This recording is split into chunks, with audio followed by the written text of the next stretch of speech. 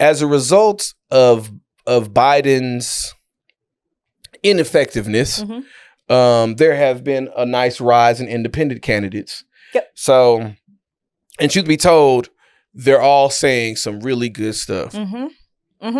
Cornel West has taken the lead within the independent party, and he's been on the forefront talking about what's happening in Palestine. He's been talking to Mark Lamont Hill, who got fired for talking about for holding people accountable. That's it. So there are a few others as well. So I wanted to make sure we looked at them as well. So we have Cornel West, Melina Abdullah, who would be his running mate. We have Claudia de la Cruz and Karina Garcia. I actually saw their stuff. I want to say maybe two months ago, a few months back. Okay. I haven't really paid too much attention to their platform. They're socialists. They're socialists. Okay. They are socialists. Got it. Yeah. So they want economic justice, environmental sustainability, universal health care, ending U.S. imperialism, immigration reform, police and prison abolition, and education reform. All of which I can get behind. All of that. I can support all of that. Yeah. Jill Stein. Green Party. Right. She's Green Party, yep.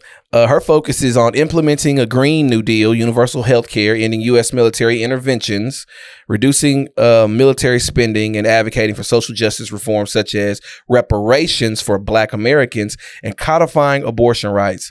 So now I remember where I was like, where do I remember Jill Stein from? And I do remember she did talk about reparations for us, which I absolutely support. And I don't think we should stop asking for reparations. I mean, don't get me wrong. I know that there's a lot going on, but it's absolutely necessary for us to keep that at the forefront because, and I'm going to tell you my reason why, and this might be kind of, I don't think it's messed up, but I just think we need to get our money before America goes bankrupt.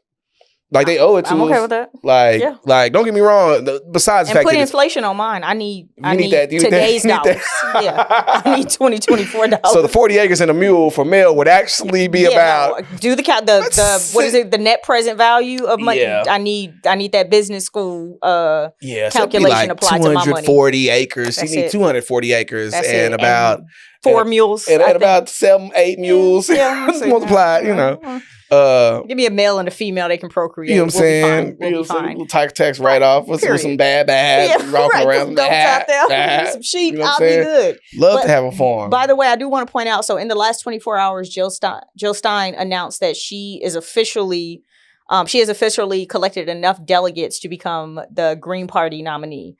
So very, very important. Cornel West, I have loved his platform since before he announced he was running for president. Cornel West is another person who has been front and center on speaking about what was happening in the Middle East before October 7th. Like he was very, very open and honest about what was going on there. And so, of course, his voice has only gotten louder since October 7th. But he is one of the great thinkers of our generation. Yeah. I don't think anyone can take away that he is one of the greatest scholars that at least I have seen in my lifetime. As far as like the way he is able to dissect ideas on both an intellectual, but also a spiritual, ethical, moral level. Yeah. And that's the other thing I will say that I really like about Jill Stein. Like, not only is she just a smart person, but I think she's connected to like the softer human stuff that I think a lot of our politicians try to get rid of. Like they try to be a strong leader, and a lot of times that strong leadership strips them of their humanity. Yeah. And so I like that, both of them. And I wish I knew more about the socialist candidates. I would say the reason why I like them, Claudia de la Cruz and Karina Garcia, is because the wideness of their platform, kind of including all these, because my perspective is, I think when you go in wanting to fix that one thing, there are so many issues that kind of cloud it, or so many layers to it that you have to deal with multiple things just to get to that one thing. That's why I like when people be like, when politicians are ruled by that one thing, I just want kids to be educated. And that's it. And it's like, bro, you are aware that a lot of the miseducation comes as a result of the systemic poverty that's around them, the environmental violence that's around them, that red number 40 that you feed them for breakfast every morning. the food itself. So I'm for candidates like them because, again, there are a plethora of things that you have to address to fix even one problem. Yeah, I like no problem. No problem is alone by itself. All of these issues within our communities are interconnected. Yeah, so I like that. It's funny. I was looking in on a debate between Jasmine Sherman, and she was doing a live, and so they were just kind of talking about. They were asking her if she felt like her candidacy for president. I'm surprised she wasn't on that list. Would take away from you know. Oh yeah. You interviewed from Biden, and I'm just like. I'm watching it from the background thinking like, who gives a fuck? Like, you know, I think the last election we were voting against someone rather for. This election, I think people are so torn because somebody argued with me about this online. They were like, well, you know what Trump wants to do, right? Because I was kind of speaking against like Biden, like, and how he's behaving himself. He's just behaving terribly, Biden. You're behaving terribly. And so I was kind of speaking against him. And somebody was like, but you know what Trump is going to do? Here's the thing. I'm not saying that I'm for any of these motherfuckers, but one thing I can't appreciate is that Trump told us what he was going to do and he did it. Biden said he was going to do some shit and didn't do it and told us he wasn't going to do some shit and did it. I am of the belief that I'd rather be able to spot my enemy and say, that's my enemy right there. I do not like when enemies play friend. And that's what I'm starting to feel about Biden. Like all of the things that you ran on and you promised, a lot of them have not come to. The things that you said you were not going to do, including this red line when it comes to Gaza, you have gone in direct opposition of what you said you were going to do. And so I think that's one of the issues people are having. There's really no clear delineation anymore between the two front runners of the two main parties in the United States. And I think that's why we're seeing kind of this lane be carved out for these third party candidates, because America is sick of it. When I think about Biden, I think about Biden as, and this is my last point, I think about Biden as like that auntie who got the kid, the teenager or young son who got, you know, a mental health issue for whatever reason. And be fucking up shit. Bad as hell. Just be fucking up, just fuck this. And they tell you, if he do this one more thing. One more thing. Well, if he, I'm putting him out. I'm done with him. But never does. Yeah. And also, if you want to go against her, you know what she gonna do? She gonna sick her son on you. That's it. If you go against her. That's it. A lot of us got aunties and family members like that who can't control that one kid. Who but they talk a lot of shit because they kid be embarrassing them. Embarrassing. Yeah, I got family members. I'm gonna count to 3, and then they get to 3, and then nothing happens. So yeah.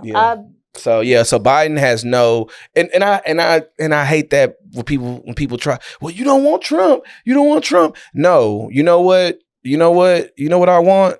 I want America to get what they deserve. So if America says that they are totally, if the American government, let me be very clear, if the American government says that they want to continue to get paid by these outside governments and outside entities, and as a result, they want to continue to allow genocides and imperialism and all that, they want to continue that, you know what? That's y'all deserve these people. Y'all deserve these people. Yep. So I mean, they want to keep making their money through Raytheon and Boeing and General Dynamics, and so this is why we haven't seen anything stop, right? Because they know that money is going to stop flowing in. Because here's the deal: when we give foreign aid, part of the deal is you have to buy our weapons. So it's crazy. When you really think about it, we're taking money out of this pocket saying, hey, here you go. Taxpayer money. Only so you can give it back to American companies by way of it's the dumbest shit and it's one of the biggest wealth transfers that happens under the guise of helping our allies. It is the unholy alliance. It is the unholy alliance of corporations and government. I think they tried to, for years, they've tried to scare us and into don't combine church and state. Mhm. Don't combine. They've really tried to like really scare us into like not like that. The founding fathers didn't want that. You're right. They may not have wanted that, but the real unholy alliance is government and business. That is the real unholy alliance that is already taken over, and it is too late. It's too late. Yeah. It's too late. It's already in there. I'm working on an article right now. So today, I didn't even get an invite.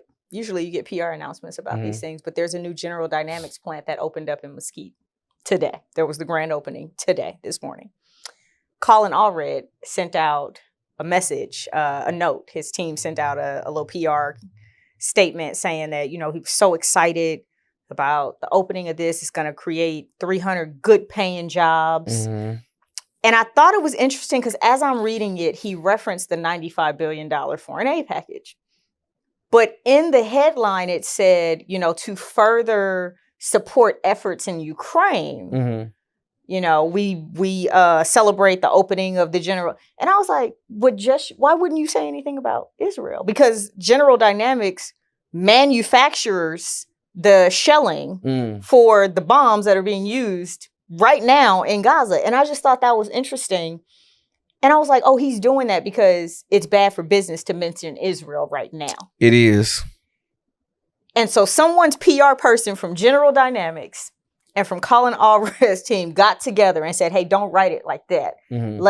This is the problem, y'all, with what Gabe just talked about. This relationship between big business and government.